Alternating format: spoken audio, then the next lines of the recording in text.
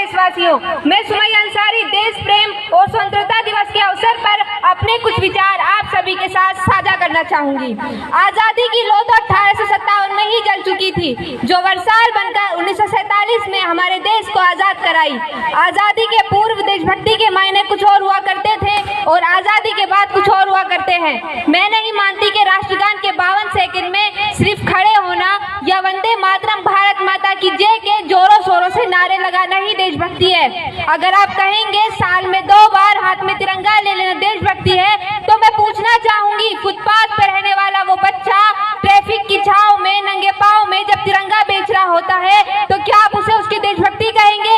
यह उसकी देशभक्ति नहीं बल्कि उसके पेट के भूख की शक्ति है जो उसे ऐसा करने पर मजबूर करती है, क्योंकि न मस्जिद को जानते हैं न शिवालयों को जानते हैं, न मस्जिद को जानते हैं न शिवालयों को जानते हैं। जो पेट के भूखे होते हैं वो सिर्फ भोजन के निवालों को जानते हैं, वो सिर्फ भोजन के निवालों को जानते हैं। अपने परिवार, अपने समाज, अपने देश के लिए समर्पण का भाव है देशभक्ति, और हर देशद्रोही के जीवन में आने वाला तूफान है हमारी सच्ची देशभक्ति, ताकि हर देशद्रोही ये समझ सके, अगर तू परिंदा है तो ये आसमान तेरा है, अगर तू दरिंदा है तो ये शमशान तेरा है। भाईचारा से रहना है तो रह इस जमीन पर, वरना ये कब्र भी तेरी है और ये कब्रिस्तान भी तेरा है और ये कब्रिस्तान। भूखे नंगे तड़पते सो जाते हैं लोग, भूखे नंगे तड़पते सो जाते हैं लोग। मजदूर को मजदूर समझिए, मजबूर नहीं। गरीब को काम दीजिए, दान नहीं। और यदि दान देने के इच्छुक हैं तो जीते जी रक्तदान दीजिए, और मरने के बाद अंग दान देकर किसी मरते हुए को जीवन दान दीजिए। यही असली सच्ची देशभक्ति और यही असला राष्ट्रधर्म है, ताकि हर देश हमारा राष्ट्र तब संभव होगा जब गरीब बच्चा मध्याह्न भोजन के लिए नहीं बल्कि ज्ञान अर्जन के लिए सरकारी स्कूल की चौखट पर कदम रखेगा। जब एक गरीब बच्चा मध्याह्न भोजन के लिए नहीं बल्कि सरकारी स्कूल की चौखट पर कदम रखेगा, जब बड़े बड़े सपने देखने के लिए भरी भरी जेबों की आवश्यकता नहीं पड़ेगी। चाणक्य जी कहते हैं, राष्ट्र का उदय और अस्त दोनों ही शिक्षक के हाथ में होता है। हमारा राष्ट्र निर्माण तब संभव होगा जब एक शिक्षक वेतन के लिए नहीं बल्कि बच्चों के ज्ञान अर्जन के लिए पढ़ाएंगे, जब एक शिक्षक बनना मजबूरी ना समझा जाए। बात करें हमारे देश के शिक्षा प्रणाली की, तो जब हमें एक अच्छे अभियंता की आवश्यकता थी तब हमने इंडियन इंस्टीट्यूट ऑफ टेक्नोलॉजी का गठन किया। जब हमें अच्छे डॉक्टर की आवश्यकता थी तब हमने एम्स का गठन किया। तो जब सदियों से हमें एक अच्छे राजनेता की आवश्यकता है तो हमने अब तक इंडियन इंस्टीट्यूट ऑफ पॉलिटिक्स का गठन क्यों नहीं किया?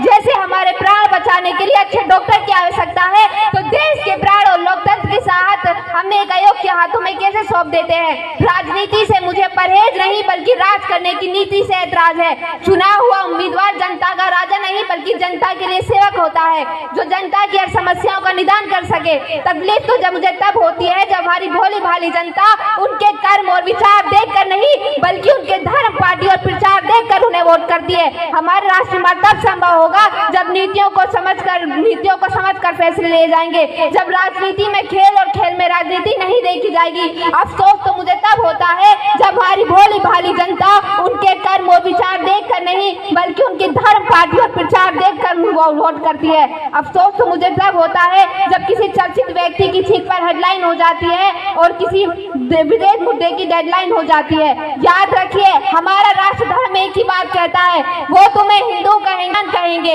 वो तुम्हें हिंदू कहेंगे, वो तुम्हें मुसलमान कहेंगे, लेकिन तुम्हें भारतीय होने पर अड़िग रहना है।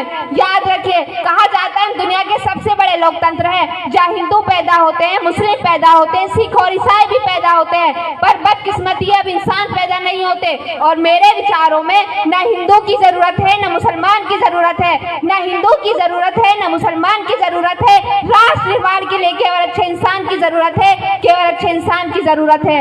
जरा सोच कर देखिए, पेड़ पौधे और शाखाएं भी परेशान हो जाएं अगर परिंदे भी हिंदू और मुसलमान हो जाएं। जरा सोच कर देखिए, पेड़ पौधे और शाखाएं भी परेशान हो जाएं अगर परिंदे भी हिंदू और मुसलमान हो जाएं। याद रखिए, भगत सिंह, राजगुरु, सुखदेव ने किसी मजहब के लिए नहीं बल्कि हिंदुस्तान के लिए बलिदान दिया था। हमारा राष्ट्र निर्माण तब संभव होगा जब स्वच्छता अभियान में केवल सरकार ही नहीं बल्कि सड़क पर चलने वाला हर एक नागरिक हाथ बटाएगा, स्वच्छ भारत को दिल से अपनाएगा। और हमारा राष्ट्र निर्माण तब तक संभव नहीं होगा जब तक एक नागरिक नैतिक रूप से सटीक, चरित्र रूप से भ्रष्ट, मानसिक रूप से दिवाले, धार्मिक रूप से अंधा, राजनीतिक रूप से गंदा, स्वैच्छिक मान्य मूल्यों के आंकड़ों में छिन्न छिन्न पैबंदमय अखंड भारत को खंड खंड करता रहेगा, तब तक हमारा राष्ट्र निर्माण संभव नहीं होगा।